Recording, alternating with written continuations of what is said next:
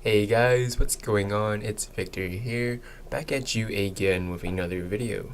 Today it's gonna be me finally answering the questions from the Q&A announcement video that was made almost, actually more than a month ago, and I really apologize for the massive delay, but I finally got around to getting a new microphone, and I really hope that it sounds better than the last one that I used, which was my laptop microphone.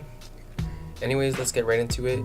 The first question is it a watermelon inside of a watermelon? This is the most beautiful thing I've ever seen in my life. It's watermelon inside a watermelon. Yes, it's a watermelon inside of a watermelon. And my second question here is, does spider have puss? Does a spider have puss? Does spider have puss? No! So our third question here is, what do you think of cheaters? Personally, I do not like playing against cheaters at all. I feel as if it's just not fair, obviously, but more so like I don't really understand why anyone would want to cheat, because when I play TF2, I like winning, and when I win I get lots of satisfaction because I know that I won with my own skill level and it was fair. But I mean, there will always be cheaters in games. There will always be people who are using cheats to win, but what can you do? It's just an obstacle that you have to get past, and it's something that Valve needs to really address, because they've been letting loads of cheaters use free hacks for a long time and nothing has been done. Our fourth question here is from True, and he asked, what are your hopes for the Pyro update, and do you think it's a make or break point for Valve supported comp scene? Personally, my hopes for the Pyro update are that they really start to balance the Pyro. I know that in casual play, Pyro is like extremely easy to like be overpowered when your team is full of them, and in competitive, Pyro is really, I guess, underpowered. Like nobody ever uses Pyro in sixes unless you're trying to like negate an Uber, but that's pretty much it. You wouldn't run Pyro to mid or anything like that. What I would also like to see from the update is some sort of placement matches where there are, I guess, you do like 10 placement matches in the beginning of the season, and that balances out your, I guess, teams or like your rank.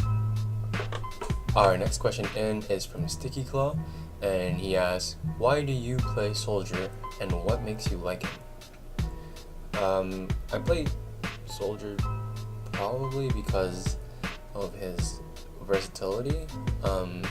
Oftentimes you'll be stuck in like many situations. He's great in team fights, he's great one-on-one fights, he can jump across the map, he's super mobile, he is a huge damage dealer, and even when you don't have a medic, he's still viable if you just use gunboats, and that's what the roamer is, right? And personally, I feel like Soldier creates the biggest impact in my game. I feel like if I played other classes, I wouldn't have as big of an impact, but I guess that's just me. Our next question is, what inspires you to create YouTube videos, and why did you start making them? Well, before that, I actually started watching Star and Germa, even though they don't make TF2 content anymore. That's why I started playing TF2, by watching TF2 YouTubers. And the same thing happened for like my YouTube channel. When I started watching like Muzilk and Pirate Joe, those people really inspired me to start making a channel and start creating content that I wanted to put out. Our next question here is from Zelda Pro 69. He says, hey man, just wondering if I could get your opinion on this major TF2 update coming up. Yes, I know it's not even out, but are you excited or are you skeptical about it? I'm actually looking forward to this update, even though it's been extremely long since, it's been months since we've done an update, like a major update, and I really don't want to hype things up, but if Valve gets this right, I think TF2 won't die. If Valve gets this wrong, I'm pretty sure it's going to be on the decline, but regardless, I'd still be playing the game, but I really don't want to hype it up more than it actually is, because we might get disappointed, but it really could help the game a lot if they get this right. That's what I'm trying to say, I guess. And our next question is from Milky's. He's a good friend of mine. He says, what is your favorite quote that you go by or inspires you? I think my favorite quote is a quote by Wayne Gretzky. He says, you miss 100% of the shots you don't take. And that's something that I guess I will use for like the rest of my life as a mentality. And our next question is from Cash Shark, and he asks, how old are you? And another question is Victor your real name? And to answer that, I just turned 17, and Victor is my real name. He also asked, why do you like Soldier and Demo so much? And I already answered the first one about Soldier, and for Demo, I guess I like Demo a lot because he just really pounds in casual play, and he's the top damage dealer on the team. And like in a Sixers game, if you lose your Demo, you basically cannot push at all. So I think he's extremely important, and his role is extremely important when playing competitive. And I guess that's what I like, the competitive aspect of these classes. Next question is from Nathan Davis. He asks, what is your top favorite 3 classes? My top favorite 3 classes would have to be Soldier, Demo Man, and I guess sometimes I like playing Sniper. Next question is from Octorock, and he asks, what is your dream item, loadout, and favorite unusual effect combo? I guess my favorite dream item would have to be, I know this is cliche, but probably the golden frying pan. I would really love to own one for myself. I know in the past Octorock has let me borrow his. My dream loadout, I actually own that currently, and that is my Sunbeam's Kabuto, my Vivid Plasma Exquisite Rack, and a gold parka. So that's my dream loadout, and it's also my favorite unusual effect combo. Capslock asks, what was the first hat you ever got? And it was probably, in all honesty, the Gibbous. I mean, that's like the first hat anybody gets. Or actually, I don't know if this counts, but maybe the Professor Specs. I think I got that very early on. But yeah, one of those two was one of my first hats. Our next question is from SCM. He asks, can you do a trick shot with Med? Also, show your face, please. I can't actually show my face right now because, I don't know, I just don't want to. I might do it in the future when I have a lot more sub count. I might make a milestone for that. But I actually can do a trick shot with Med, and I might actually make a montage in the future, so maybe look forward to that, I guess. Yeah. Taco asks, what made you get into TF2? Also, favorite food. What made me get into TF2 was, once again, I guess the influence on from like TF2 YouTubers like Star and Germa way back like a couple years ago. I started watching their videos, thought TF2 like looked so funny, and it was just a game I was really into. Like even before I started playing, I just kept watching videos of it, and eventually after I kept watching videos of like, okay, I'm going to install this on my computer and I'm going to play it. What's my favorite food? Probably pizza. Pizza or strawberry ice cream, something like that. Sorry, I don't like tacos that much. Map.y asks, where is your dank drink ever Tf2 YouTuber has one? PS, what flavor is it? I have no idea what that means, but I'm gonna guess what that means. I think my dankest drink ever is Mountain Dew. You know, MLG, right? Gotta be an MLG pro with the Doritos, right? The next question is from JLF1998. He asks, what was your first ever unusual? I think my first ever unusual was the Steaming Silver Stuntsman. It was for the Demo Man. I got that for like 7 keys pure or like something like that.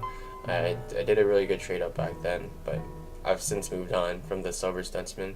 I mean, I've owned a Sunbeams since then, but yeah, I've got the Green Energy Samurai, and that's kind of my go-to right now.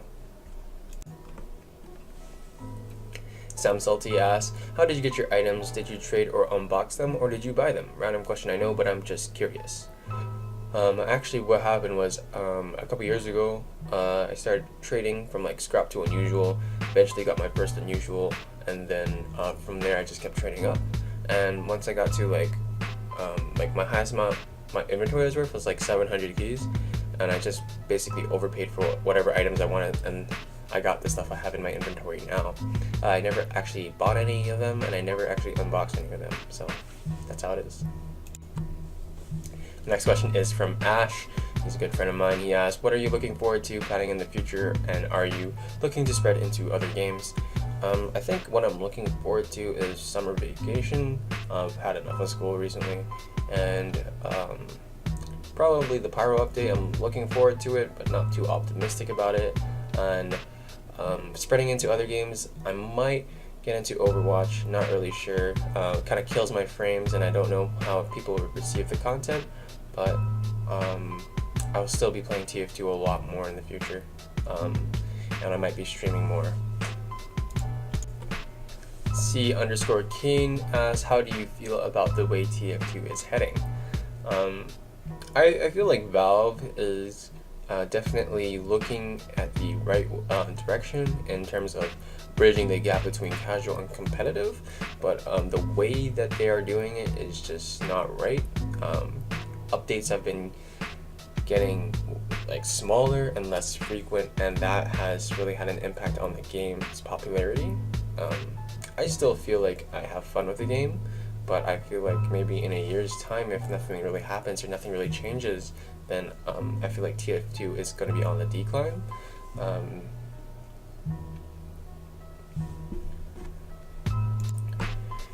RJ asks, do you do the animations / thumbnails yourself, or do you have other people do that stuff for you? Actually, for I think almost all of my thumbnails, I've had an artist named Therio do them. I've gotten a couple different artists do it in the past, like Fiopon and Shork. Those guys help me out. For animations, I've had Shork do intros for me, and Deplaya do some outros, and Fiopon helped with some modeling on them. So I don't really do animations / thumbnails. I actually get like my friends to help me out. Next question is, will you end up playing with subs? I've done it in the past. I might start doing it again, especially with like MGE with subs or casual with subs. But yeah, if I'm ever free, I can try and do it, but most of the time I'm either playing competitive or I'm making a video. NatPal asks, what is your dream hat, and if you already have it, what is your dream team? I don't really know what that means, but I do have my dream hat. It's the Zambian Kabuto. I don't know what the dream team means, but I guess red. I don't know. Next question is from Moba. He asks, are you going to join a UGC / ETF2L team soon? I actually joined a UGC team. It's a silver team, 6s, and the name is Double Plus Good. I'm playing Roamer for them. Next question is, what was your reaction when you got your first Australian? I think my first reaction was just, I don't know, I was just really happy. Like, I've never had an Australian before, and I guess, I don't know, a lot of people in the server were like going crazy about it. I think it was an Australian grenade launcher, if I remember correctly. Next question is from Erratic. He asks, could you please use mini view models? No, I cannot. I actually cannot stand them. Like, it just looks like a baby's holding the rocket launcher or whatever weapon you have. It's just too small. I'd rather play with no view models at all, or stick to the current one I'm using. Night Slasher asks, hey Victor, one day when I'm on and playing on Jump Academy, do you think we can play together and probably record? I mean, if I'm free, we can play together. If I'm not free, then, which is most of the time, I don't know if I can play, but usually I'm playing competitive or making a video, and I just don't have time for a lot of these things, but if I have time, I'll let you know. ZayWiz HD asks, how big is your dick, and can I have your Aussie rocket launcher? So basically, what I was thinking of was, oh fuck, I can't believe you've done this. The next question is, what is your top 9 favorite classes in TF2? It's kind of hard to say. I wouldn't know I don't know. What are my top 9 favorite classes out of the 9 classes? Hard to say. It's probably... Next question is from SourcePan. He asks, what country / American state do you live in? Also give me your home address, your social security number, and credit card information. I actually don't live in America. I live in Canada. I'm not gonna tell you exactly where, but yeah, I'm Canadian. And our last question is from Dragon Warlord. He asks, what do you think the key to refine ratio should be? Honestly, I know everybody says this, but like when I first started playing, keys were like 10 refined or like in that range, and now that they're like 20 plus refined, it's kind of crazy. But I mean, I don't really mind the ratio. It's just like if you're doing scrap to unusuals, get like 10 times harder because unusuals are priced in keys, and like getting a key would require a lot more work than before. Other than that, I don't really see the problem. Like if you're like using the community market, it's fine, but yeah, I think maybe like 15 ref per key would be okay. Anyways guys, I really hope you enjoyed that question and answer video. I know it took a really long time for me to put it out, but voila, here you go. Hope you enjoyed. Thanks for watching. Peace out. So you wanna be hardcore with your hat to the back, talking about the gats in your raps, but I can't feel that hardcore appeal that you're screaming. Maybe I'm dreaming. This ain't Christopher Williams, still some empty. Got to feel one, that's I got to feel some.